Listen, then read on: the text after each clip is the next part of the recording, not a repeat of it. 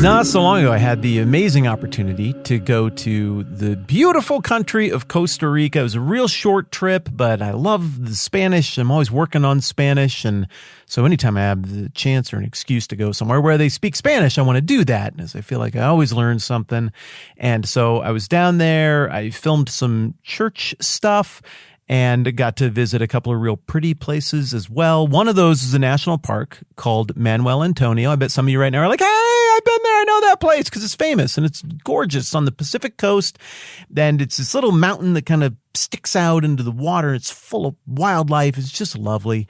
And so I was driving there outside the park. It's just about dark. And I see a very obviously Jewish family pulled over on the side of the road. We're driving identical rental cars, so I thought that was pretty interesting too. So I pulled over. They're looking up in the trees. I just figured they saw something. I wanted to see what they saw. And also, just wanted to talk to them because they looked like interesting people. And sure enough, they had spotted a mommy sloth with a little baby slothlet all curled up together. It was absolutely adorable. And they were delightful people. And we chatted for a little bit, and I wished them well, and they wished me well, and away I went. Fast forward a couple days, I'm in a totally other part of the country, slogging through some boiling hot terrain out there, sun exposure, and who do I see far, far away making their way toward me? It's a Jewish family again. That's crazy, and they're all dressed out in the Orthodox or maybe Hasidic, I don't know if I'm using the right words there, garb. And so, I was hot, but they were cooking, and we chatted again for a little bit and just delightful, wonderful people. And then we say goodbye again because you're never going to see, you're just not going to run into each other. It's crazy that it happened twice. Fast forward a whole bunch more time. We're driving around doing different stuff. Totally different part of the country, super remote, way, way, way back there. We're at this little private nature preserve that nobody goes to. It's down a terrible road. And I get all the way out there. There's barely any parking anyway. There's like 2 spots total for the whole place. Who's in the other spot? I wouldn't be bringing it up if it weren't the Jewish family again. It's crazy.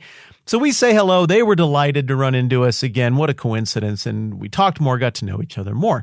In the process of this, I see that the daughter gets out a little book. It looks like a Bible, but it's clearly in Hebrew. She's working it back to front, I guess, reading it right to left. I think I'm getting that right. And she's doing like a prayer or something. That was real interesting. And so I asked, what's the book? What are you doing? And they were so polite. They explained to me that a long time ago, there was a man named Ezra, and he was a leader of their people. And he wrote down things that he did, and he wrote down certain prayers. And this little book contains some of the prayers of Ezra.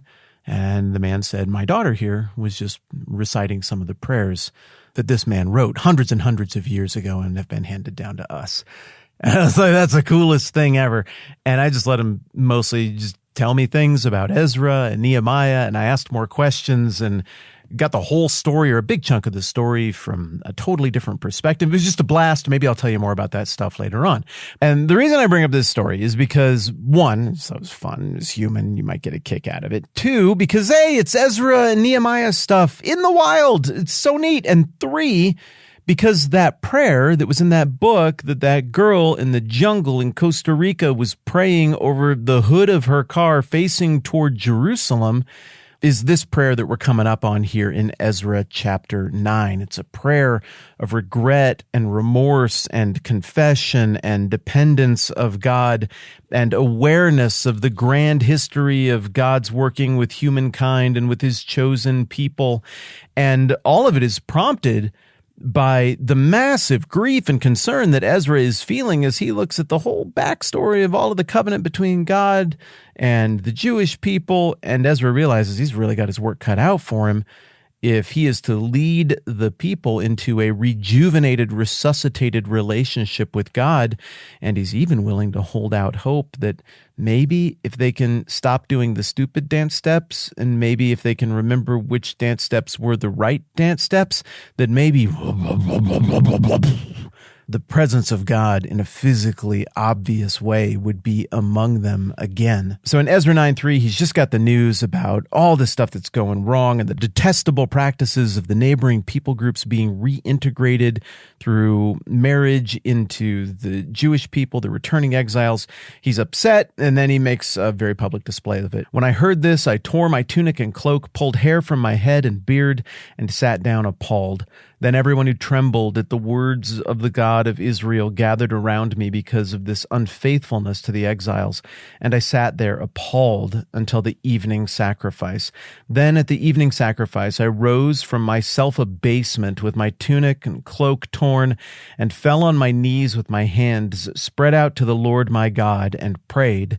And we'll get to the prayer thing here in a little bit. But this isn't the first time, if you've been hanging out with me on this podcast or anything, that we've heard about these public gestures of grief, of mourning, of humiliation, of anger. It's almost like a performance art, but not pretentious. It's a performance art that's justified.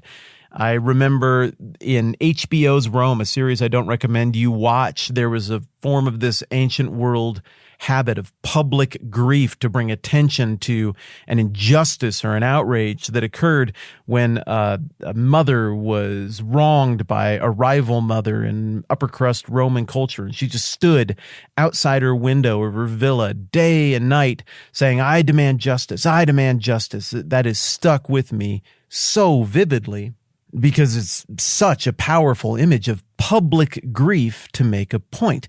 Ezekiel does this. Remember, he roasted food over poop to make a point about how messed up things were. He also pulled out hair and beard and was required to do even more than that as a public expression of what was wrong, as a prophetic message even to his people. And then how about Mordecai? When he heard about the plan that Haman and Xerxes had cooked up, he wore sackcloth and went around and made a very public show of this injustice and his grief over what had occurred. So Ezra, he's doing this. Everybody knows what it means. It seems a little foreign. It's maybe something that in upper Midwestern culture we would regard as maybe a gesture of a little bit of self-aggrandizement, and maybe you're being a little bit dramatic. But we have other ways to get the word out now. We have other ways to make a point now. This was something that would have been understood by everybody as, hey, pay attention. Like, the highest ranking priest here is behaving like this the moment he shows up. You should understand something is very, very wrong. And interestingly, it seems to work. People do respond and they gather around. Not everybody, but everybody who trembles at the words of the God of Israel gathered around Ezra.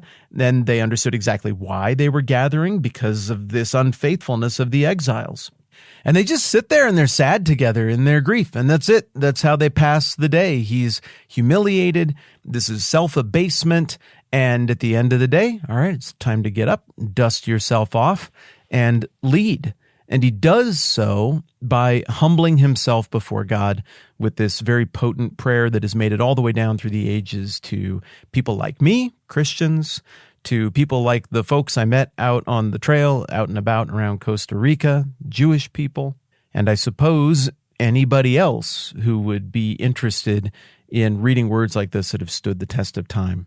And next time around, we're going to read through that prayer together and see what it's all about. And then we're down to the final chapter of Ezra. Man, that's the fastest we've ever zipped through any book ever, and I'm pretty proud of us. But also, I'm not going to apologize for going fast because I want to get to Nehemiah. I'm kind of champing at the bit. Real soon. All right, I'm Matt. This is the 10-Minute Bible Hour podcast. Let's do this again soon.